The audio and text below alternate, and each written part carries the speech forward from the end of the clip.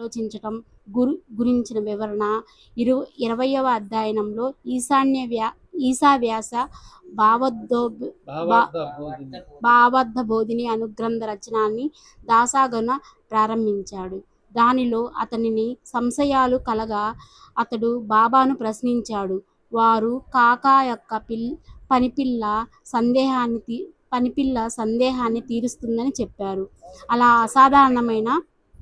అసాధారణమైన సద్గురు మహిమ యొక్క మధురవర్ణ 21వ అధ్యాయంలో సుగుణవంతుడైన ఒక ఉపజిల్లా అధికారిని, విచక్షణ జ్ఞానం ఉన్న పాఠంకురుని, విలక్షణమైన మరో వకీలును, ఈ ముగ్గురిని సాయిబాబా అనుగ్రహించిన వివరణ 22వ అధ్యయనంలో మసీదు మాత భావాన్ని తరింపజేస్తుందని, ద్వారపతి అన్న, ద్వారక అన్న, ఆ మసీదే అన్న బాబా ప్రజలందరికీ చెప్పారు.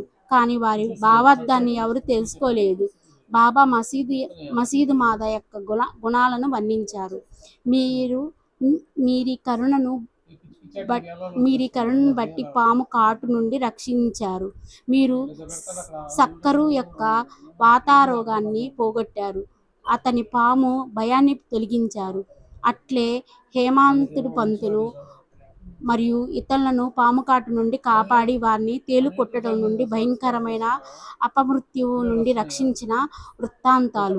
23వ అధ్యాయంలో బాబా యోగాభ్యాసి యొక్క సందేహాన్ని తీర్చడం మరియు మాధవరావు యొక్క పాముకాటు బాధను తొలగించటం, దుని కొరకు ఇంధనాన్ని స్వీకరించటం, మేకను వధించే విషయాన్ని గూర్చిన రమ్యమైన వర్ణన. బడే బాబా యొక్క బడాయి, అతని అసంతృప్తి స్వభావం,